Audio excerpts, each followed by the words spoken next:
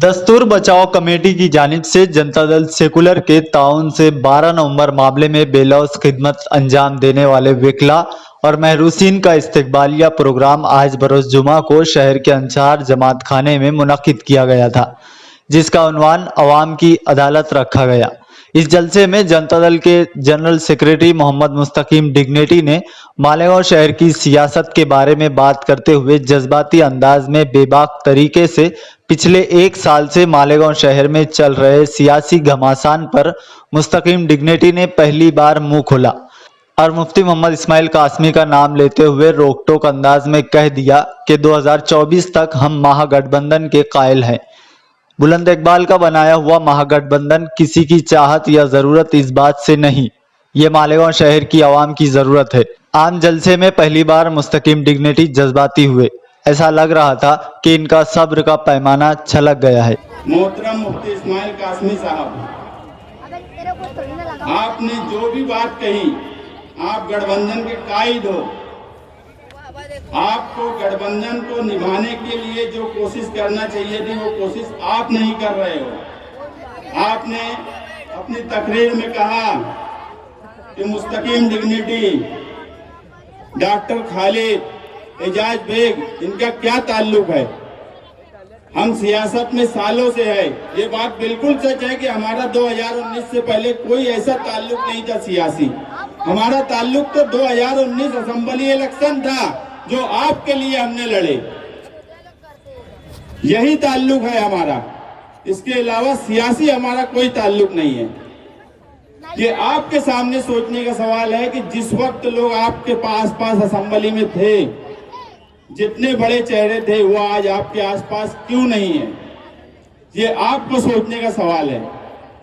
शहरियान भी देख रहे हैं कि असेंबली में किन लोगों ने मेहनत की।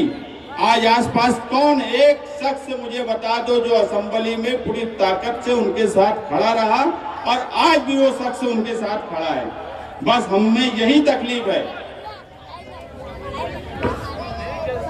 1-1.5 साल से बोला जाता है कि जनता दल के लोगों ने ये बोला, उनके लोगों ने ये बोला। अब आप पार्टी व्हाट्सएप से चला रहे हैं तो इसमें हमारा क्या कसूर है? हमारे पास तो पार्टी है, झंडा है, डंडा है, सब कुछ है। व्हाट्सएप की बात, व्हाट्सएप पे हमेशा आपके लोगों की तरफ से अमल हुआ है तो उसका रद्द अमल हुआ है। बुलंद इकबाल के खिलाफ आपके लोगों ने लिखा, वो बुलंद इकबाल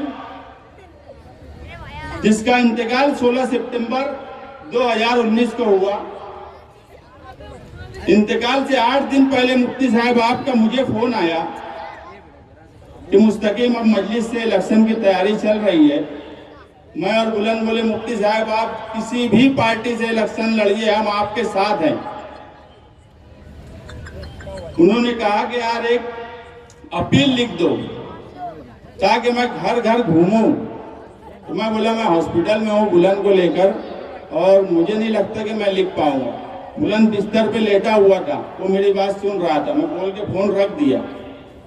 बुलंद ने मुझे बोला कि अपील मैं लिख के देता हूँ। मैं बोला बुलंद नहीं लिख पाएंगे, तुम जाने दो। तो बोले नहीं, मुफ्ती साहब का फोन आया था क्या? बोला हाँ मुफ्ती साहब का आया था। तो बोले मैं लिखता हूँ। उसी वक्त जो वहाँ उसके संभालने के लिए जो लोग थे, रात में 11 बजे से लेकर 3 बजे तक वो अपील लिखी गई। असेंबली के इलेक्शन के आखिरी दिन तक वो अपील मालेगांव शहर में बटी। उसने किस तरह अपील लिखी ये मैं जानता हूं।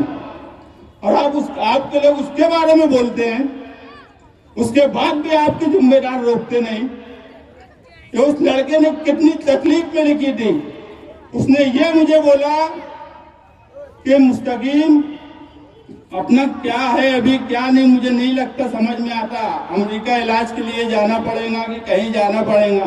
मुफ्ती साहब का इलेक्शन लड़े नहीं कैसे अगर तू भी मेरे ही साथ रहा तो। इतनी फिक्र जो इंसान करता था उसके खिलाफ आपके लोगों ने लिखा। हम भी स्क्रीनशॉट निकाल के रखे हैं। और आज आप बोलते हो कि खिलाफ में बोला जा रहा है। हमेशा आपकी तरफ से अमल हुआ है, उसी का रद्द अमल हुआ है। पिछले जलसे में भी अमल आपने किया, हमने नहीं किया। भागने की बात पार्टी बचाने के लिए नहीं थी। उस पर तो रिजवान बैटरी वाला साहब ने अपनी पूरी बात कर दी, इसलिए अब मुझे उस पर नहीं बोलना है। 2007 की बात आप बोलते हो कि 2007 में क्या हुआ। 2007 में तीसरा महाज और जनता दल का कोई भी बातचीत का सिलसिला भी नहीं शुरू हुआ था।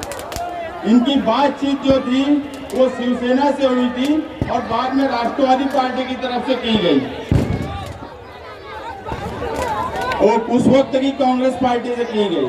अब उस वक्त मैं 2007 के मामले में जाना नहीं चाहता और जेल जाने की बात मेरे ताल्लुक से सिविल हॉस्पिटल का वाकया हुआ, उस वक्त भी मैं है यहाँ रिजवान खान सर बैठे और दूसरे लोग, हम जेल गए, हमने एंटी सेक्रेटरी उस वक्त भी नहीं ली। असेंबली इलेक्शन में वाहिद मैं ऐसा इंसान हूँ जिसके ऊपर 4 केस बने थे, बाकी मुफ्ती साहब के ऊपर भी 4 केस उस वक्त नहीं बने थे। वो जुनून से हम जनता दल के वर्करों ने आपका इलेक्शन लड़ा था, एक जुनून था हमको, और उस जुनून का सिला इस तरह दिया जा रहा है, हमारे खिलाफ बार बार बोला जाता है और ये कहा जाता है कि हम ना बोले, ये कब तक ऐसा रहेगा। जेल के ताल्लुक से तो हमारा माजी है, निहाल साहब कभी जेल जाने से नहीं डरे, हम उनके ही वर्कर हैं, जेल जाने से कभी डरते नहीं। जब भी शहर बचाने का सवाल आएगा सबसे पहले जेल मैं जाऊंगा।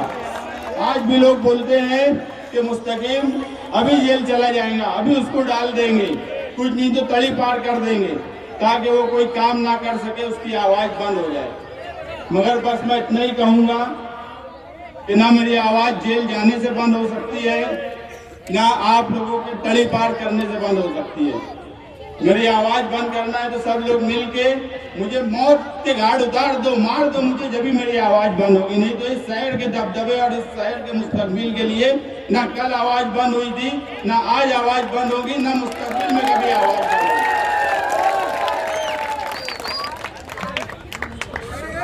महागठबंधन ना मेरी मजबूरी है ना मेरी चाहत है।